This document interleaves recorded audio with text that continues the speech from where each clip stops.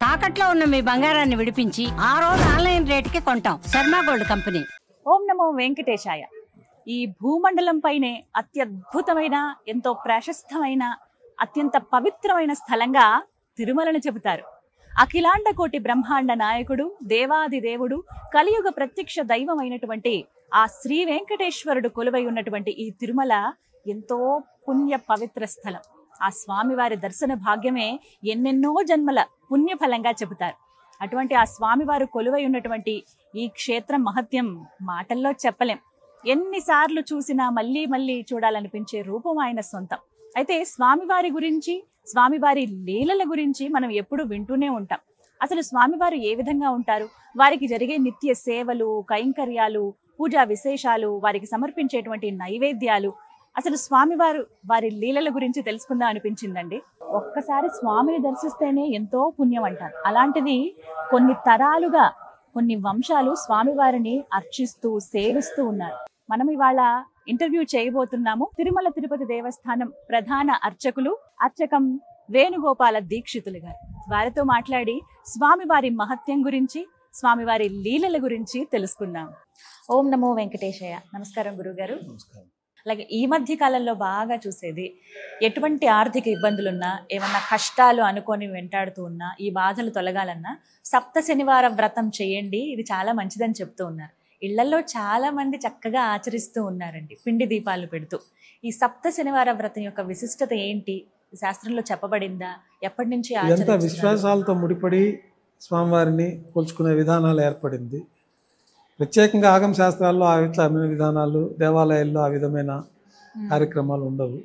ఇవన్నీ వారు భక్తి శ్రద్ధలతోటి స్వామివారి యొక్క పరిపూర్ణ అనుగ్రహం ఉండాలా, ఈ గ్రహాలు స్వామివారిని ఆశ్రయించుంటాయి కాబట్టి ఆ గ్రహాలకు సంబంధించిన దోషాలు వారిపైన ఉండకుండా అన్ని శుభాలు జరగాలని చెప్పి సప్త శనివారాలు అయితేనేమి, లేకపోతే 7 మార్లు తిరుపతికి రావడమని, కొంతమంది మండలం సార్లు వచ్చి చేసుకుంటామని సంఖ్యా ప్రమాణంగా పెట్టుకొని భక్తి శ్రద్ధలతో స్వామివారిని ఆరాధించుకొని స్వామివారిని పదే పదే సేవించుకోవడం ద్వారా ఈ కార్యక్రమాలకి ఒక నియమనిష్టలను ఏర్పాటు చేసుకొని, ఏది ఉన్నా ప్రతినిత్యం ఇంట్లో పూజ చేసినా స్వామివారి పటం ముందు దీపం వెలిగించడము, స్వామివారికి ఏదో ఒక ప్రసాదాన్ని నైవేద్యంగా చేసి సమర్పించడము, అది శక్తి లేనప్పుడు కొబ్బరికాయ, పండ్లు నైవేద్యంగా సమర్పించడము, ప్రతిరోజు శుచి శుభ్రంగా సూర్యోదయ పూర్వమే స్నానం ఆచరించడము, నదులు ఉంటే నదుల్లో స్నానం ఆచరించి ఈ వ్రతాలు చేసుకుంటే మంచి శుభము.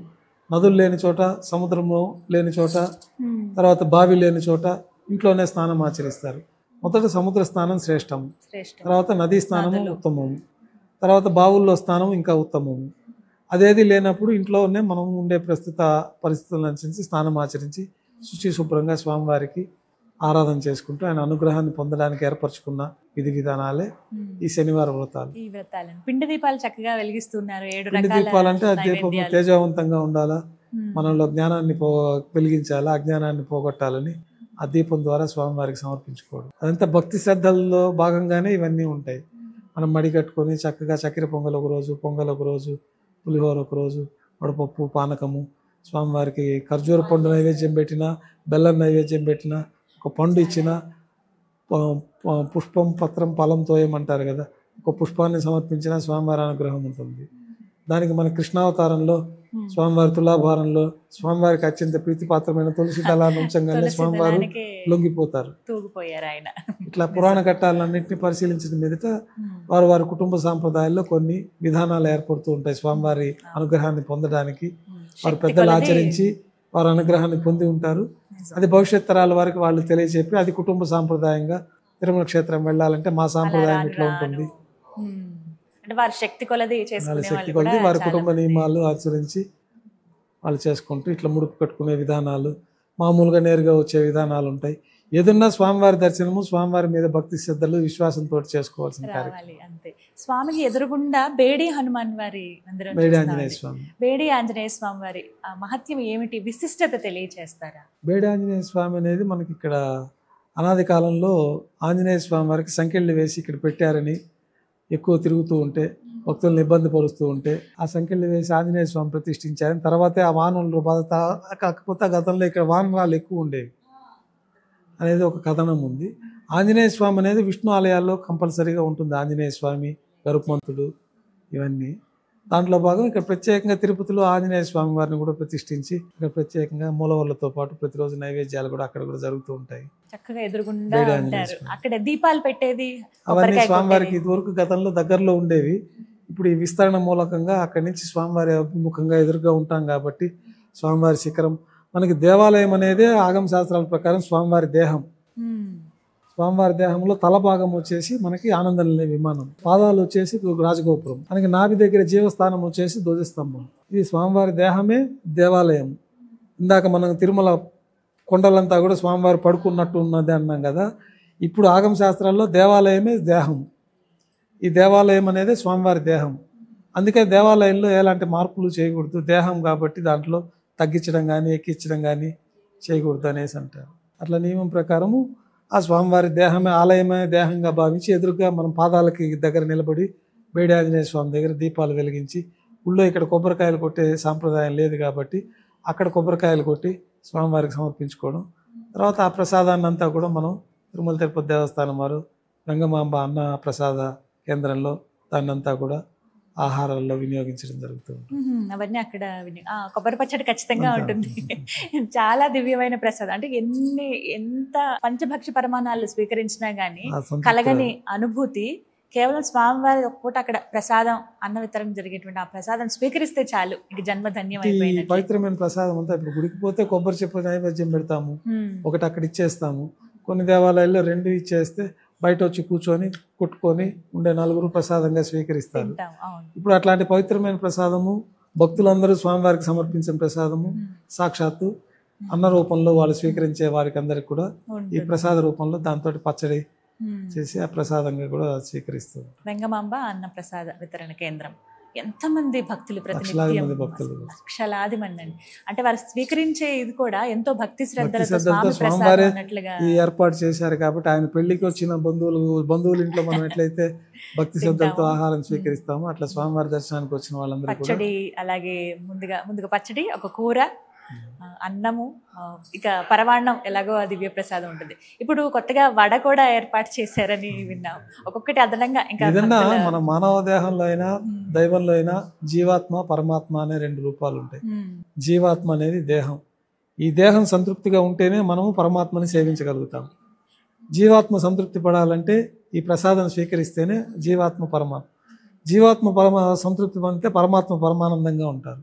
వీళ్ళు చేసే సేవలు, వీళ్ళు చేసే భక్తి దీనివల్ల. కాబట్టి ఇట్లాంటివన్నీ మనకి శాస్త్రాల ప్రకారంగా ఇంతకు అన్న సంతర్పణ కేంద్రాల గతంలో ఉండేది. ఇట్లా వచ్చే భక్తులకి ఇందాక మనం అనుకున్నట్టు దారిలో అక్కడి నుంచి నడిచి వచ్చే భక్తులకి స్థానిక గ్రామాల్లో వాళ్ళు ఆ రూట్లో వెళ్ళేటప్పుడు ఆ గ్రామాలలో వాళ్ళంతా వాళ్ళ ఇళ్లలో వాళ్ళు వీళ్ళని కూర్చోబెట్టుకొని వారికి సేద తీరేందుకు మజ్జిగ ఇవ్వడము, వాళ్ళకి అన్నాలు ఇవ్వడము, కూరగాయలు ఉంటే కూరగాయలతోటి వంటలు చేసి ఇవ్వడము, వారి చేలల్లో పండిన వేరుశనగకాయలు ఇట్లాంటివన్నీ ఇస్తే వాళ్ళు దారిలో అవి స్వీకరించుకుంటూ స్వామివారి సేవకు వస్తారు. ఇక్కడ కూడా కేవలం ఇక్కడే కాకుండా మిగతా కొన్ని ప్రదేశాల్లో కూడా ప్రసాద వితరణ ఉంటుంది కదండి మనకి కొండపైన. అన్న ప్రసాద వితరణ భక్తులందరూ అక్కడికి వచ్చి పోలేరు కాబట్టి మనకి కొన్ని నిర్దేశించిన ప్రదేశాల్లో కూడా శ్రీవారి సేవకుల ద్వారా స్వామివారి ప్రసాద వితరణ క్యూ కాంప్లెక్స్లో ఉన్న వాళ్ళకి, తర్వాత బయట అక్కడక్కడ కొన్ని ప్రాంతాల్లో కాటేజీల్లో దూరంగా ఉన్న వారికి ఆయా కేంద్రాల్లో ప్రసాద వితరణ అనేది భక్తులకు లోటు లేకుండా జరుగుతుంది. ఎంత స్వామిని ఎలా దర్శించుకున్నా నడక మార్గంగా వెళ్ళి దర్శించుకోవడం అనేది ఒక దివ్యమైన అనుభూతి. ప్రాచీన సాంప్రదాయం అది కాబట్టి ముందు నుంచి ఇప్పుడు దేహ పరిస్థితులు ప్రస్తుతం మానవునికి జీవన విధానంలో పరిస్థితులను బట్టి ఈ సౌకర్యాలు ఏర్పడ్డాయి కాబట్టి ఇప్పుడు అదే పాత విధానం అయితే గ్రామం నుంచి నడుచుకుని వచ్చేవాళ్ళు. అప్పుడు వేరే మార్గం లేదు. రాజులకైతే గుర్రాలు ఉండేవి, సామాన్య మానవులకి గుర్రాలు ఉండవు కదా. వాళ్ళు ఆ కాలంలో అక్కడి నుంచి ప్రాచీన సాంప్రదాయంలో అక్కడి నుంచి నడుచుకుంటూ వచ్చారు. తర్వాత రైతులకైతే ఎండ్ల బొడ్లు ఉండేవి, బండి కట్టుకొని 10 మంది భక్తులను ఎక్కించుకొని వాళ్ళు ఊరు నుంచి దానికి గూడు కట్టుకొని మధ్యలో గ్రామాల్లో సేద తీరుతూ వాళ్ళు తెచ్చుకొని వంటలు చేసుకుంటూ శుచి శుభ్రంగా, వేరే ఎప్పుడు హోటల్స్ పూటకూళ్ళ ఇల్లు తప్పితే వాళ్ళే వంట చేసుకొని వచ్చేవాళ్ళు. ఏదన్నా పాద నడక మంచిది, శ్రేష్టం. శ్రీవారి మెట్లు ఆ పేరు రావడానికి స్వామివారి స్వయంగా ఆ మెట్లపై నుంచి వచ్చారని అంటారండి, ఇది ఎంతవరకు వాస్తవం? శ్రీవారి మెట్లు అనేది ఆ దిక్కులో వచ్చారన్నది ఒక శాస్త్రము. వచ్చి శ్రీనివాస మంగాపురము, అగస్త్య మహర్షి అక్కడి నుంచి స్వర్ణముఖి నదీ తీరం నుంచి పైకి వచ్చారన్నది. అందుకే స్వామివారి పాదాలు మొట్టమొదటగా స్వామివారి పాదాలని మన శిలాతోరణం పైన ఒకటి ఉంటుంది, అక్కడి నుంచి ఇక్కడ వచ్చి ఆవిర్భవించారన్నది మనకి ఆ శ్రీవారి మెట్టు అని, ఆ మెట్ల ద్వారా వచ్చారని, గతంలో రాజులు పురాతన కాలంలో అంతా ఆ మెట్లో ఉండేవన్నది కూడా మనకు తెలుస్తుంది. తర్వాత కాలంలో మెల్లిమెల్లిగా భక్తులు ఏర్పరచుకున్న మార్గం ఇప్పుడు ఉండే నడక మార్గం. అలిపిరి నుంచి అలిపిరి నుంచి వచ్చేది. అది కొంత నడవాల్సి ఉంటుంది. నడవాల్సి శ్రీవారి మెట్లు అయితే పూర్తిగా మెట్లే ఉంటాయి, అన్ని మెట్లు పైకి ఎక్కాల్సి ఉంటుంది. చాలా దగ్గర కూడా అది ప్రదేశం. దగ్గర ఒక 4 గంటల సమయం. చంద్రగిరి మహారాజులు వాళ్ళంతా రాజులంతా అటువైపే వచ్చేసేవారు. తర్వాత రోడ్డు మార్గం ఏర్పడి మెల్లిగా ఈ నడక మార్గాలు ఇవన్నీ బండ్లు రావడము, తర్వాత బస్సులు రావడము. ఎంత మేము ప్రార్థన చేసినా, ఎంత దైవానికి దగ్గరగా ఉన్నా మాకు ఈ కష్టాలు తప్పట్లేదే అనేవాళ్ళు మనలో చాలా మంది ఉంటారు. వారికి మీ సమాధానం ఏం చెప్తారండి? మన స్వామివారిని శరణాగతి పొందితే మనకు జాతక రీత్యా గత జన్మలో చేసిన దోషాల రీత్యా ఇప్పుడు మనం చేసిన తప్పులు మన పిల్లలకు వర్తిస్తాయి. మనకి కొంత వర్తిస్తుంది ఈ జన్మలోనే, పిల్లలకు కూడా మనం చేసిన దోషాలు, మంచి అయితే మంచి వాళ్ళ అకౌంట్లో పడుతుంది, చెడు అయితే చెడు వాళ్ళ అకౌంట్లో పడుతుంది. ఇట్లాంటి వాటన్నిటి తీవ్రత పోగొట్టాలని మనం స్వామివారిని శనివార నియమాలు, ఇతరత్ర స్వామివారి భక్తి శ్రద్ధలతో కోరికలు కోరుకుంటూ ఉంటాం. తీవ్రత చాలా వరకు తగ్గించగల శక్తి స్వామివారికి ఉంది. అయితే గత జన్మ పరిహారంగా కొన్ని అనుభవించాల్సినవి ఉంటాయి. కొంతమంది కోటీశ్వరులుగా పుడతారు, కొంతమంది బేదలుగా పుడతారు, కొంతమంది మధ్య తరగతిలో ఉంటారు. వాళ్ళకంతా పూర్వజన్మ సుకృతం చేత ఆ యొక్క జన్మ ఫలితాలు ఉంటాయి. కాబట్టి ఆ యొక్క చెడు ప్రభావాన్ని వీలైనంత వరకు స్వామివారిని ఆశ్రయించిన వారికి తగ్గుతుంది. కొంతమేర కష్టాలు అనుభవించవలసి ఉంటుంది. ఎన్ని కష్టాలు అనుభవించినా స్వామివారిని శరణాగతి పొందినప్పుడు అది కష్టంగా అనిపించదు. అంటే అది తట్టుకునే ధైర్యం ఇస్తారు. ధైర్యము, శక్తి స్వామివారిలో నుంచి మనకు సంక్రమిస్తుంది. ఆయన అందిస్తారనేదే చాలా మంది చెప్పే మాట. మీ దగ్గరికి వచ్చి ఎవరన్నా ఇలా చెప్తారండి, మాకు ఈ కష్టాలు ఉండేవి, స్వామి తీర్చే? మా దగ్గరికి వచ్చిన వాళ్ళందరికీ స్వామివారి పోయినసారి వచ్చి దర్శనం చేసుకున్నాం, మా అబ్బాయికి ఉద్యోగం వచ్చింది, స్వామివారి అనుగ్రహం చేత మా అమ్మాయికి పెళ్ళి అయింది, మా వాళ్ళకి సంతానం కలిగింది, శుభాలే ఉంటాయి. కష్టాలు తీరాలంటే కష్టాలు తాత్కాలిక, ఇప్పుడు రాంగల్ని ఎంబడే తగ్గిపోవు కదా. స్వామివారిని పరిపూర్ణంగా వాళ్ళు అనుగ్రహించి ఆశ్రయించి వారి స్వామివారిని శరణాగతి పొందినప్పుడు స్వామివారు తప్పకుండా తీరుస్తాడు. అయితే తీరుస్తాడనే నమ్మకం వాళ్ళకు ఉండాలి. నమ్మకము, విశ్వాసమే వాళ్ళని కాపాడుతుంది. స్వామివారిని పరిపూర్ణంగా నమ్మి వాళ్ళ కష్టం చెప్పుకున్నప్పుడు తప్పకుండా తీరుతుంది. చాలా మంది ఇప్పుడున్న పరిస్థితుల్లో బాగా తర్జన అవుతున్నది, ఎక్కువ ప్రశ్నలు అడుగుతున్నటువంటి ఒక్కటి ఏమిటి అని అంటే వితంతువుల గురించి అండి. వారు దర్శనానికి వెళ్ళొచ్చా, ఏమైనా సేవల్లో పాల్గొనొచ్చా, ఏమైనా పూజలు చేయించుకోవచ్చా స్వామివారివి అని అడుగుతూ ఉంటారు. వితంతువులు యజ్ఞయాగాదులు చేసే కార్యక్రమాలలో పాల్గొనరు.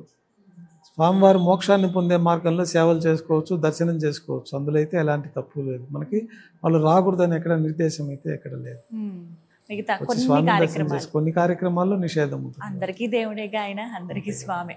పద్మావతి అమ్మవారిని ఖచ్చితంగా దర్శనం చేసుకోవాలండి. తిరుపతి దర్శనానికి వచ్చేటప్పుడు స్వామివారి అమ్మవారి అనుగ్రహం పొందాలంటే స్వామివారి దర్శనంతో నియమం అంటూ మనకుందా శాస్త్రంలో? ఇలా అది శాస్త్రంలో అట్లానే మనకు చెప్పింది తిరుమల క్షేత్ర మహత్యంలో ఇంతవరకే చెప్పారు. ఇలా తర్వాత ఈ చుట్టుపక్కల స్వామివారు సంచరించిన ప్రదేశాలన్నిటి కూడా ప్రాశస్త్యం పెరిగింది కాబట్టి ఈ ప్రసార మాధ్యాల ద్వారా ఆలయాలకు కూడా ఎక్కువ వెళ్లి దర్శనం చేసుకోవడం అనేది జరుగుతున్నది. ఇటీవల కాణిపాకము, కాళహస్తి, పద్మావతి అమ్మవారు, తర్వాత నారాయణవనము నియమంగా పెట్టుకున్నారు.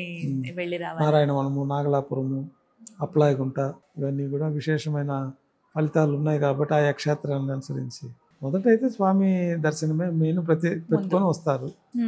వచ్చే దారిలో ఈ క్షేత్రాలన్నీ సందర్శన చేసుకుంటూ వెళ్తారు. తర్వాత వెళుతూ అమ్మవారు, అసలు అమ్మవారు ఎంత దివ్యంగా ఉంటారండి. నిజంగా ఆ అమ్మ అక్కడి నుంచి వచ్చి అలా కూర్చుందా అని అనిపిస్తుంది. ఇంత దూరం నుంచి చూసింది, చక్కగా నవ్వుతూ. ఇక్కడ పద్మ సరోవరంలో ఆవిర్భవించారు కాబట్టి అమ్మవారు అక్కడ పద్మావతి అమ్మవారుగా కొలువై స్వామివారి అలాగే తిష్ట వేసుకుని కూర్చుంటుంది. ఆవిడ కమలంలో కూర్చున్నట్టుగా అలాగే దర్శనం ఇస్తుంది కూడా. ఇక్కడ ఒక చెప్పాలంటే స్వామిని చూడగానే అమ్మ దర్శనం కూడా అయిపోయినట్టే. మోక్షస్థలంలోనే ఉన్నారు కదా.